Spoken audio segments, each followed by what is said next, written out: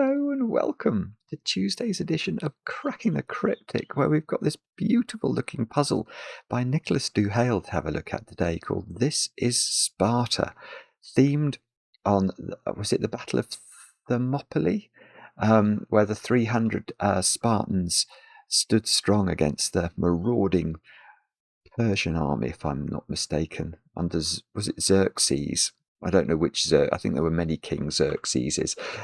What's the plural of Xerxes? I don't know. But anyway, there was a big battle. The 300 Spartans stood strong, and Nicholas has made a puzzle, I think, themed around that. And I'm looking forward to trying it. I mean, this is one of many, many puzzles by Nicholas that get recommended. He is so prolific and so good. All his puzzles are brilliant. But this is what we're going to have a go at in today's video. It's got 4 stars out of 5 for difficulty, so it's probably about as difficult as holding out with 300 Spartans against a marauding Persian army. And it's actually, it's going to give me the opportunity to sort of recycle a thumbnail I made a few years ago, in which I pasted my face on one of the rather buff men from the film 300, and I remember I made that thumbnail, this seems like a good opportunity, assuming I can solve this puzzle, to find that thumbnail and make it again. Anyway, that's by the by. This is what we're going to have a go at in this video. Now, I should warn you, today I'm actually dog sitting. Get well soon, Rachel. So if there are whines in the background, I can't do anything about it.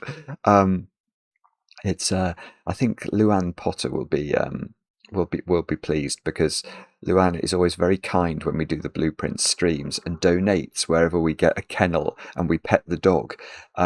So I've got a real dog today, Luann. I really do. And little Dillis is sitting looking at me at the moment with eyes that indicate that she'd like a treat, but you can't have one yet, I'm afraid. Now, what else can I tell you about, though? Let me look at my list. Well, last night we did pet the dog in the Blueprints mansion. We had a most bizarre stream. I'll try and remember to put a link to the VOD on the screen in case you missed the live version, which incorporated a significant wine spillage halfway through, which is still looking incredibly bad on my cream carpet. Maybe next time I will have white wine rather than red wine in case it happens again.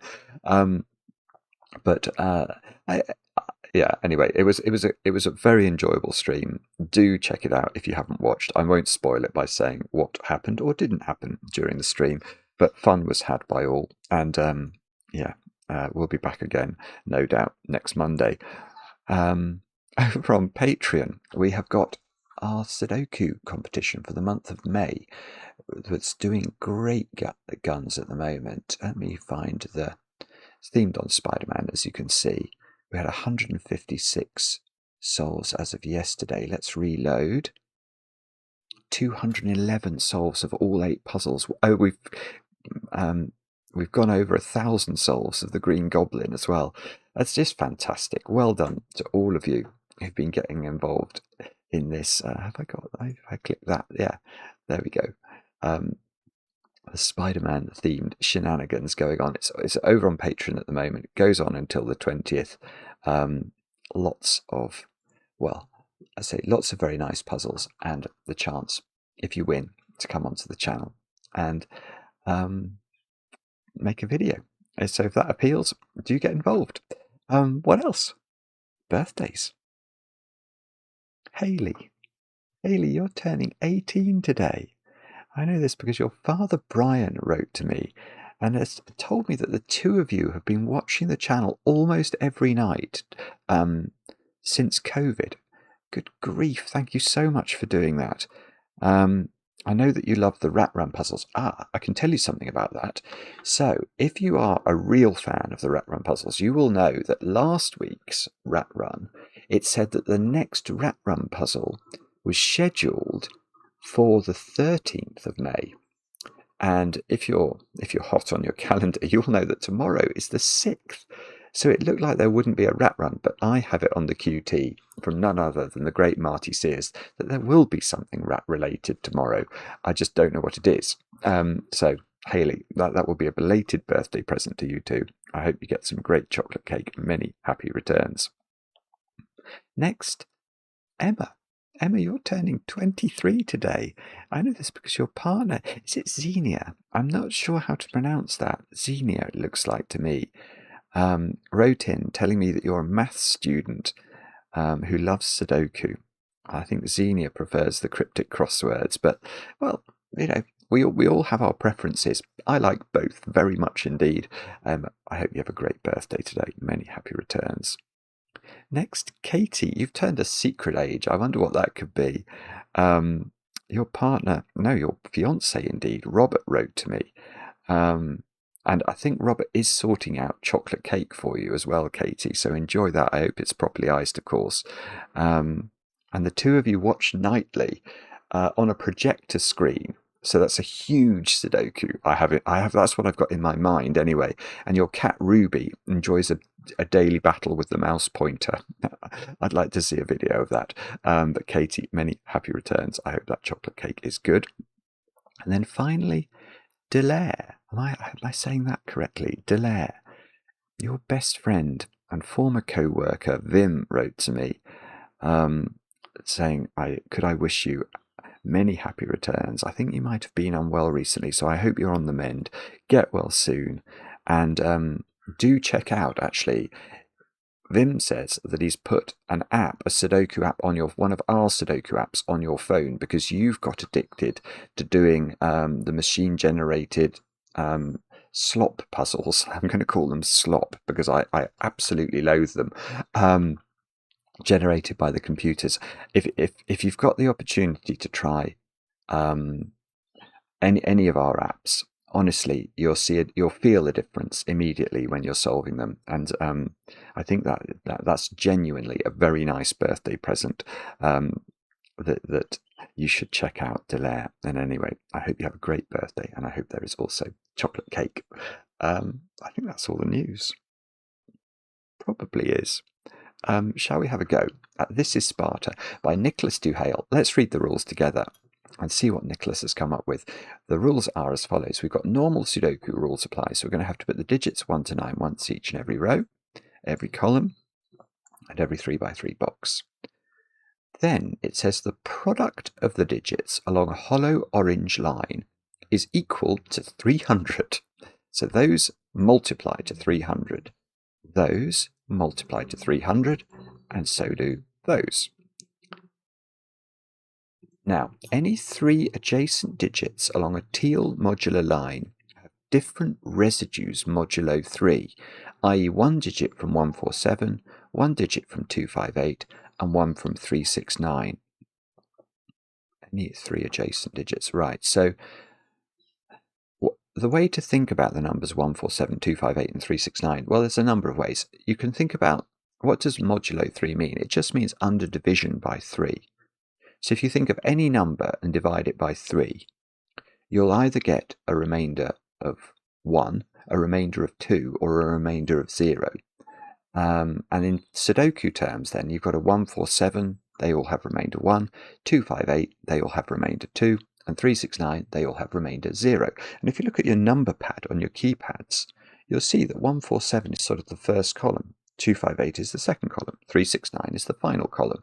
So you could think of it like that. So in these 3 cells, one of these will be 147, let's say it's this one. Now this one then couldn't be 147, because in those 3 adjacent cells there needs to be one of each of those types of digits. So that could be 369, and if that's 369, this would be 258. So that's what that rule means. And there's only one more rule. It says, additionally, the total sum of the modular lines is equal to 300. The total sum of all the modular lines is equal to 300. So that is a remarkably large number of cells. I mean, literally, let's just highlight them all. Is it every digit in the final 3 columns? It's all those. they sum to 300.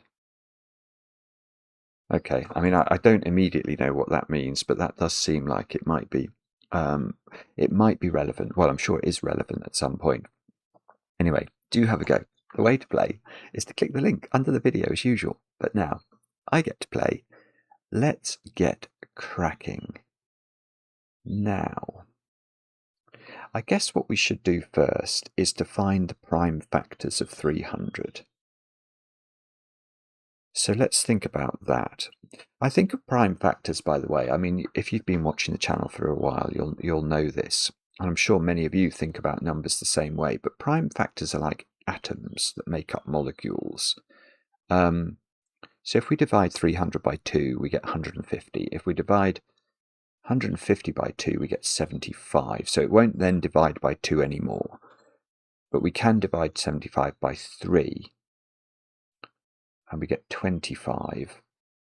And 25 is 5 times 5. And 5 and 5 are both prime. So we can express the number 300 as 2 times 2 times 3 times 5 times 5. Now, what does that mean? Well, it means that these lines obviously have to contain, I say obviously, they have to contain those building blocks. So they don't necessarily have to have a 2 on them, because they could have a 2 times a 3. They could have a 6 on them. If they had a 6 on them, the number 6 is sort of a molecule made up of the digit 2 and the digit 3, if you see what I mean. It has those two factors in it. We just have to ensure that the population of factors of the numbers that we put on each of these lines is exactly equal to 2 2s, a 3 and 2 5s.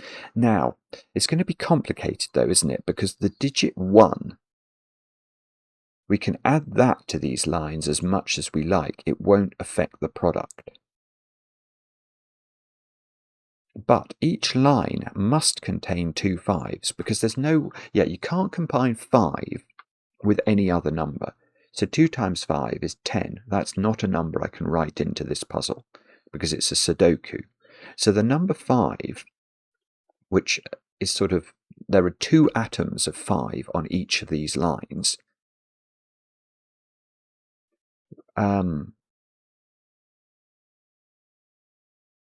So there are 2 5s on each of these lines, but that's all the 5s in the first 6 columns, isn't it? Because these columns have got 3 5s. There are 9 5s in any Sudoku puzzle. And there's definitely no overlap between those 5s in those cells and the 6 5s that must exist on these 3 lines. So this is very helpful, isn't it? Doesn't this have to be a 5 straight away? I might be wrong about this. But that's how I'm thinking about it. If I have to put all 6 5s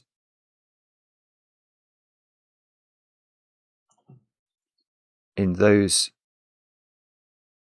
well, we could think of it as 6 different boxes or 6 different columns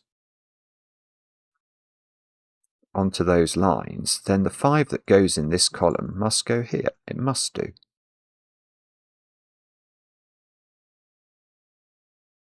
Now we might be able to do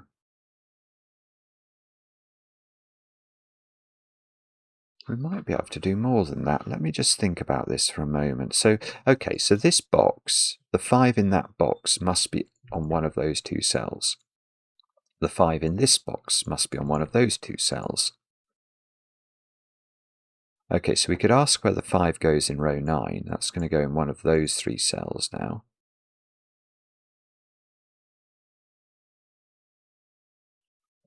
What I was about to say was wrong. I was going to say there must be a 5 in one of those, but that's not true, because the 5 in this box, which does have to be on one of these, what do they call, orange lines, it could be there.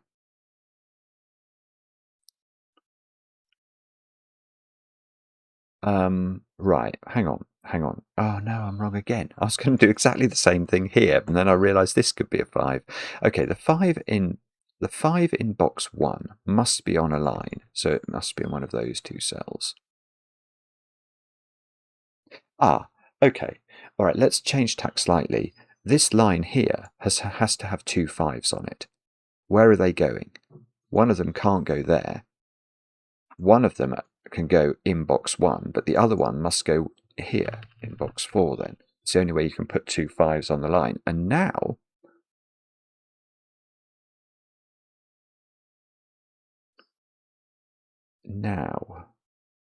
it doesn't quite do it. In this box, the 5 is in one of two places, but they are on different lines, which is infuriating.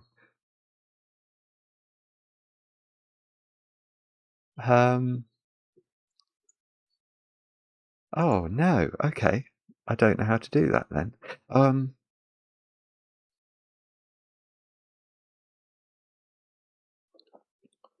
You might be able to see what's going on here better than I can. I don't know how to do that.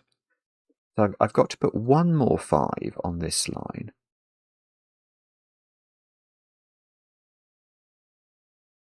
There's two 5s. Is there some reason that some disposition of... I know one of those is a 5. So there's exactly one 5 in those two cells. And if this was a 5, then that would have to be a 5 on the other line. And then that would be a 5. And that would be a 5. So that's sort of one configuration of 5s. But if this is a 5, that's a 5. That's a 5, and there's literally two configurations. And they are actually completely mutually exclusive, so that's okay, I'm not sure what to do with that then. But what other digits do we need to have on these lines? We need to have factors that incorporate two 2s, a 3. And that's it, isn't it? Yeah, okay. So what we can sort of think about in our heads is each of the golden or each of the orange lines is 25 times 12. 2 times 2 times 3 is 12. So if we go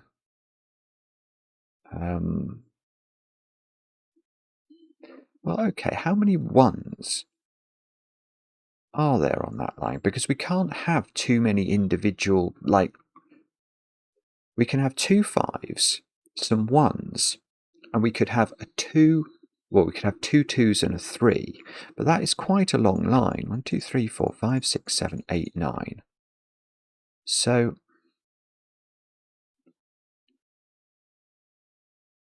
yeah, that's fine. That's absolutely fine. Right, let's look at this line. Because what we've just worked out is that this line does contain two 5s. It could contain, well, it must contain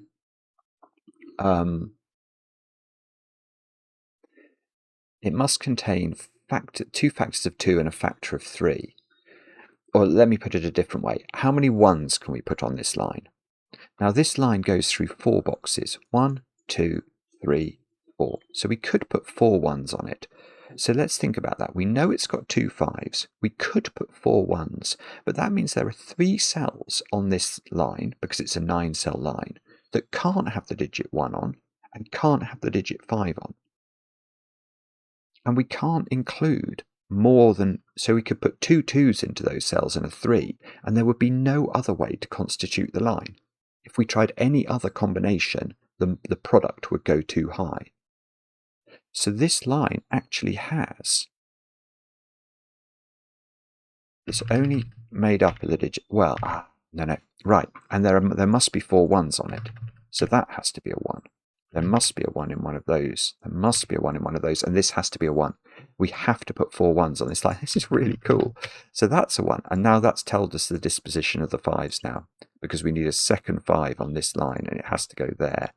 So this isn't a 5, that must be a 5, that must be a 5, because this line needs two 5s, that must be a 5.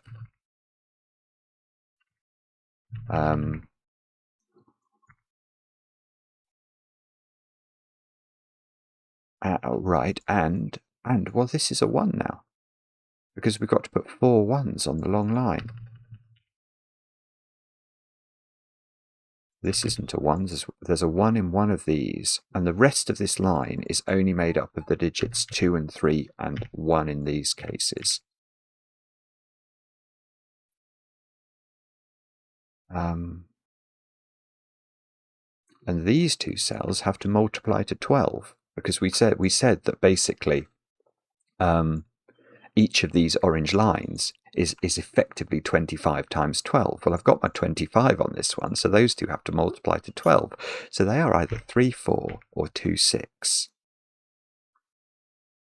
Yeah, and I can't think of another way of doing that using Sudoku numbers. 1 times 12 won't work.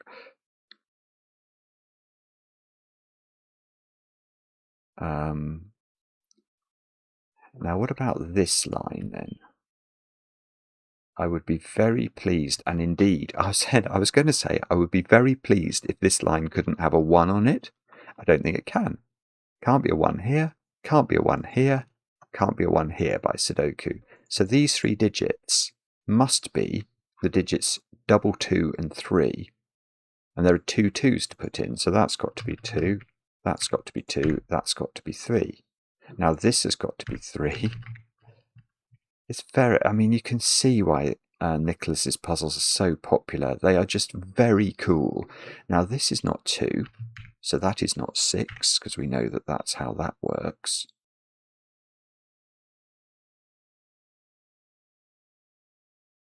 We've had a 3 on this line, so this needs to be a 2, doesn't it? Because we need 2 factors of 2. We're going to have 1 there and that one, so this isn't a 2, which means this isn't a 6. So this is a 3, 4 pair. That 3 looks at that, so that's a 4, that's a 3. Maybe we don't need the purplage anymore. So we will unpurple our orange line. And we will now, I presume we might be able to do some Sudoku. Maybe. Can I get this 1, 2 pair resolved?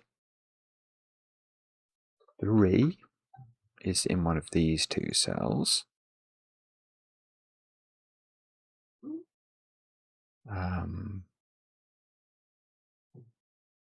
3 is in one of those 3. I've not even thought about the modular lines yet. 3. Where is it in box 2 by Sudoku? It's in a domino, which means it's in a triomino in box 3. Let's just double click these 5s for a moment. I've only got 1, 4, so that's probably not where we look. What about 1s then? What about 1s?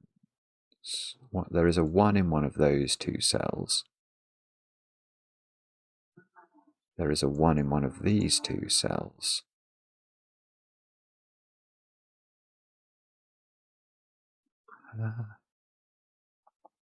It's not about 8, is it?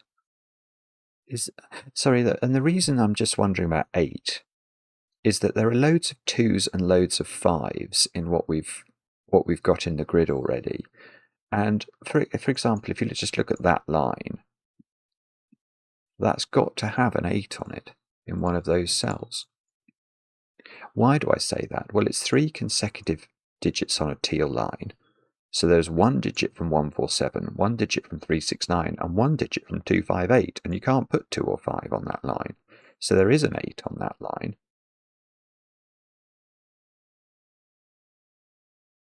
Now, the same is true here, is it? Yep, the same is true there. That line's got to have an 8 on it. This is going to be beautiful, you know. This is going to be beautiful. These 3 cells, they have to include a 258 digit. It's going to have to be an 8 in one of those, which means this is now not an 8. One of those has to be an 8, so this is not an 8. So there's an 8 in here, an 8 in, we might as well just do pencil marks, actually. I think. Well, there's got to be an 8 up there now. So there's an 8 up there, there's an 8 here, there's an 8 here, there's an 8 in one of 3 on that one. Right, let's just keep chasing 8s around the grid, especially where 2s and 5s are being prevented. This line, that can't have 2 or 5 on it in any 3 of its positions, so it has 8 on it.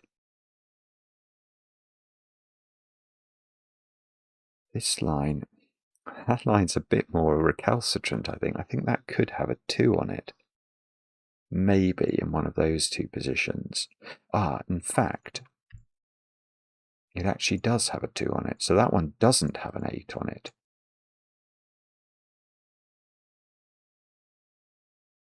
See, if that was an 8, that would be an 8, that would be an 8.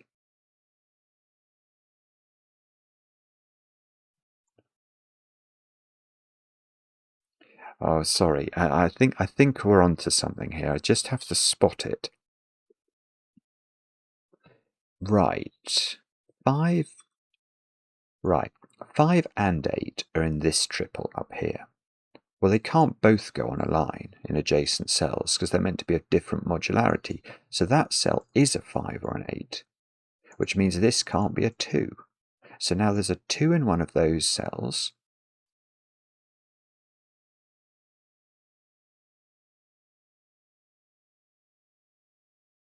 I don't know if this is how I meant to do the puzzle, but I'm quite enjoying trying to do it like this. I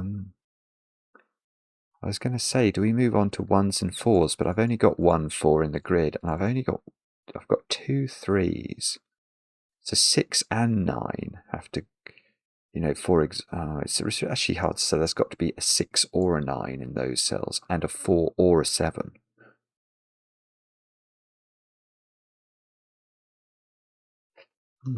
Actually, that is a weird idea, isn't it? Because that does not feel like it's enough.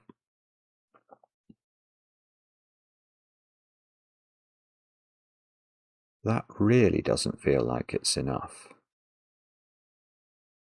Oh, no. Okay, I take that back. I've just spotted something else. What I was about to say is that even if I could somehow chase the 2, 5, 8 digits around the puzzle and pinpoint them all, how are we ever going to disambiguate the 1s, 4s, 7s and the 3, 6, 9s given what I've got in? Even if I could colour them all in.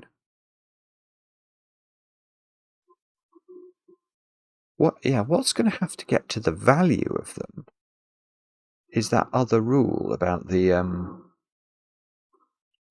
total sum of the modular lines is equal to 300. That has to do some enormous lifting in this puzzle, is my belief.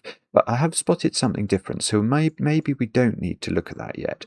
This cell, could that be a 258 digit? Now, if this was a 258 digit, then we would know that 3 cells on, because these couldn't be 258 digits, this would be a 258 digit. So that would have to be a 2, a 5, or an 8, which it couldn't be. So that digit is not 258, and this one is.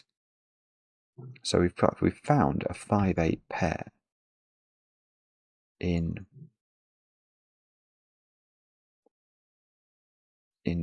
that whatever the modularity of this one is, it's repeated here. Now,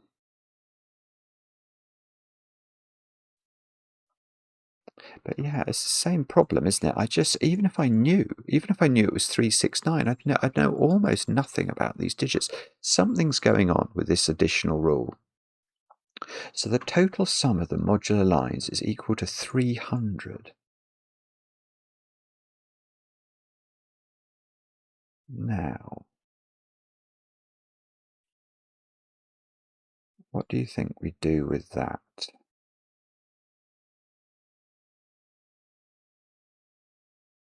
I mean, the most obvious thing we do with that is to think about the sum of the whole puzzle, but there's a lot of white spaces here. Let me just highlight everything in the grid that is not... Oh no, there's a wasp flown in. I've got wasps and dogs. It's all kicking off. Those cells, I think, are the cells in the puzzle that are not either on teal lines or orange lines, and there are a lot of those. 6, 7, 8, 9. There are 10 actually. So maybe it's...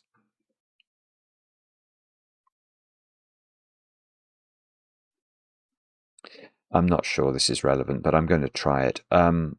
So what I'm thinking of is, well, I'm thinking of a secret, which is something I share with only my very favourite people. If you're watching this video, you're definitely one of my favourite people. So I'm going to share the secret of Sudoku with you, which is the rules of Sudoku tell us that each row, each column, and each box contains the digits 1 to 9 once each. What's the sum of the digits 1 to 9? 45. Now 45, if it's the sum of this box, what's the sum of the whole grid? It's going to be 45 times 9, which is 405.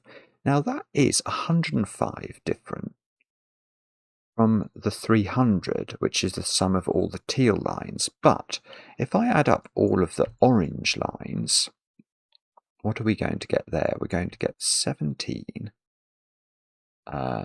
23, 24, 32, and 6 is 38, 40, 50, 55. So the purple cells in the grid have to sum up to 50.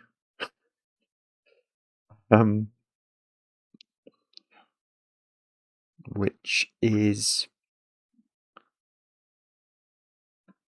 probably very easy for them to do.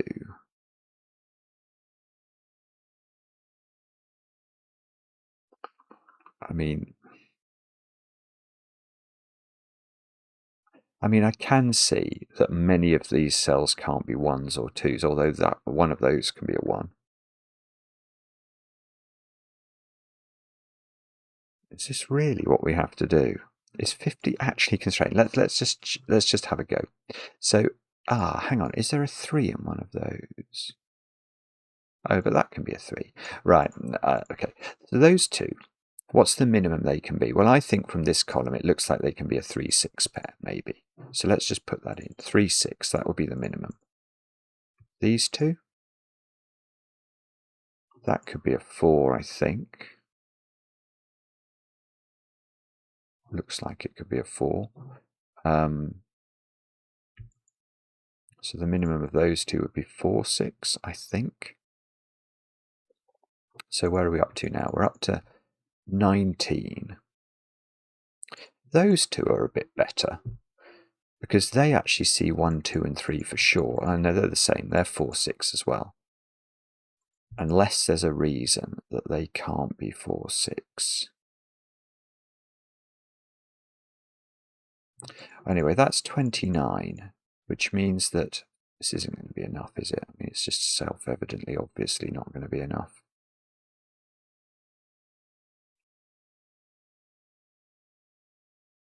Afraid. I don't think we're going to get there.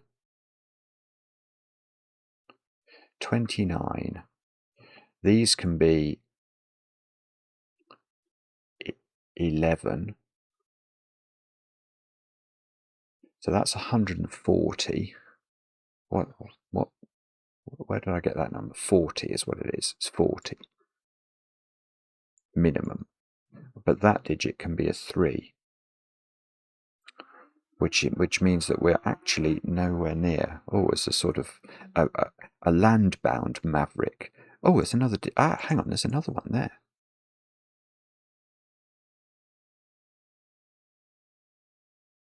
Oh, hang on. Hang on. I want to do this again. I didn't see this one. Right, let's just check this column. That's it. That's enormously important, you know, because that's added a whole 7 to that column. 4, 6, 7 might be possible. Well, I mean, there might be a reason we can't do that, but that on the face of it from this column is the minimum. So now we're up to, well, what are we up to? 17, 26, 36. And what was it we were going for? I still don't think we're going to get there. But I might have missed another white cell out.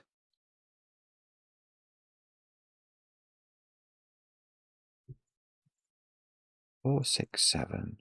I'm also trying to wash the dog out of the corner. It's really distracting. Hang on, sorry. 27, 36. So these can only add up to 14. And that could be 1, 4, 6, which is 11. So that okay, this actually does work. It is completely balmy, but it works. Right. So what we've now understood. So all of the jiggery pokery revealed to us that the maximum value, well, no, in fact, not the maximum, the actual value of the purple cells is 50. And if we put the absolute minimum that we can put into these two, these three, these two, now the minimum those can be, looking at the box, is 1, 4, 6, with the 1 being over there. Now they add up to 11. And the minimum that can be is 3. It sees 2, it sees 1. And if we add up all these digits, I think we get 50. I'm just going to do it again. So 27, 36, 11, 47, 3 is 50. So this is how to do it. And well, it sort of makes sense as well. Because, well, to my brain at least, there was no way that this jiggery pokery over here could ever reveal the values of the digits. So this extra rule was always going to be in some way crucial, and you can see it's going to do absolutely what. Firstly, that's 3 in the corner, that's 3 in the spotlight, losing its religion. I hope it does more than that. I hope we get more than this digit. That is now not a 3.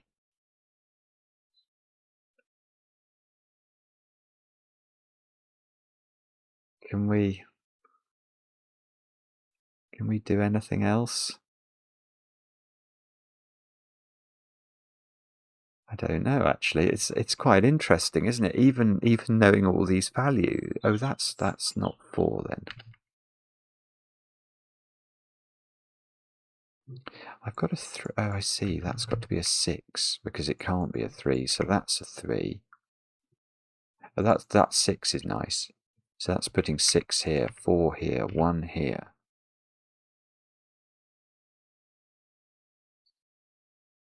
Now, this is now not a 6. So I don't think we can quite get all of the purples, but we've got some of them. And in this row, because that's a 5-8 pair, those two have to be a 7-9 pair.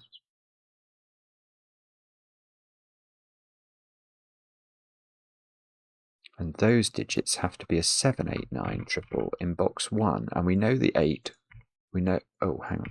We know the 8 was on here because the 8 was my red digit.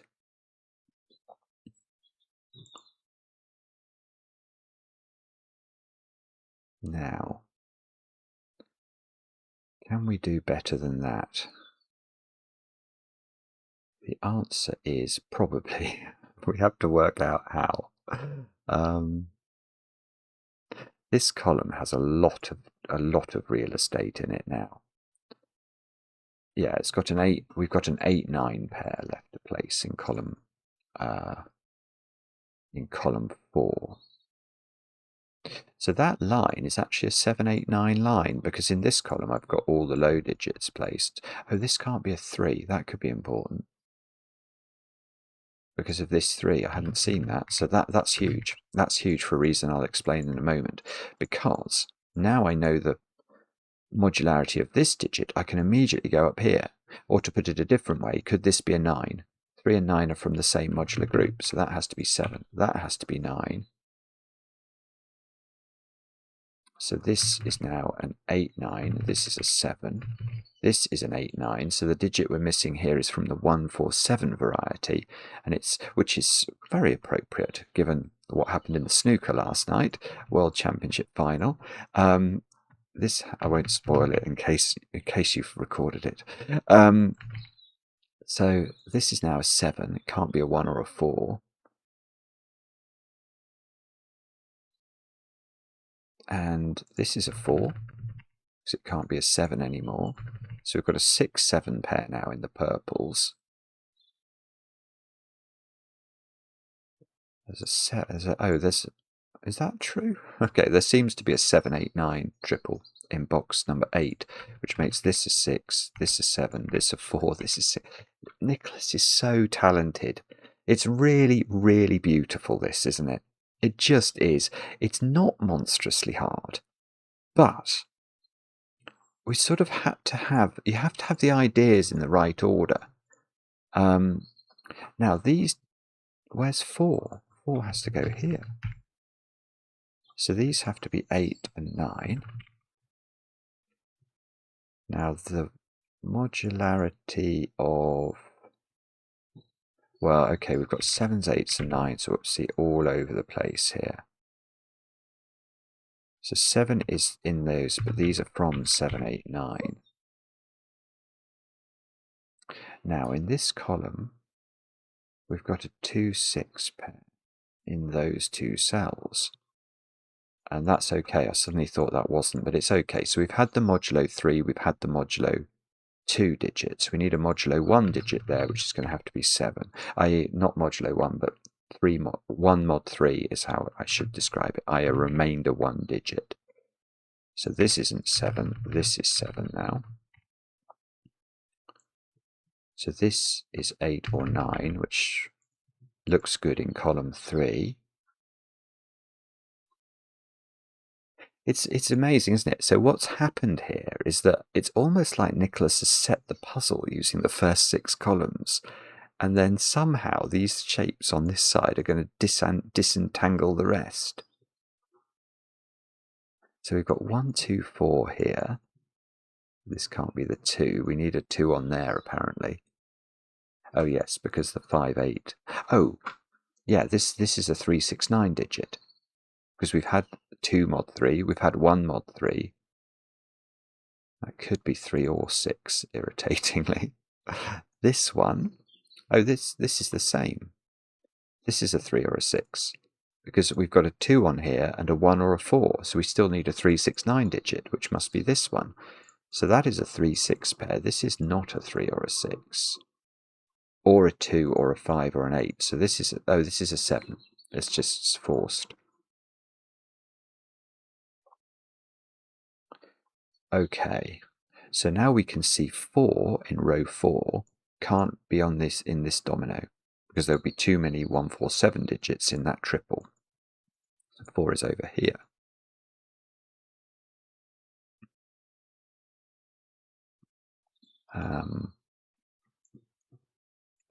These digits are 6, 8, 9, which, yeah, okay, let's look at these two cells. There is definitely in those two cells going to be a 3, 6, 9 digit. There can't be 2 of them, so the other digit will have to be 8, which makes this 9. It makes this a 6, 8 pair. It means this can't be 5. We need a 1, 4, 7 digit, and that's C7. It's C4. It's lovely. That's got to be 1. Now this is 1, this is 2, and our original orange lines are determined.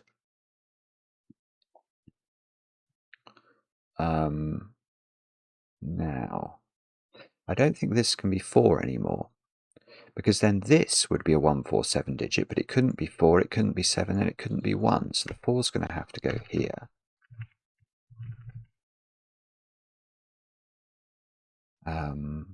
Where's 7 in this box? It can't repeat on the line, so this has to be 7.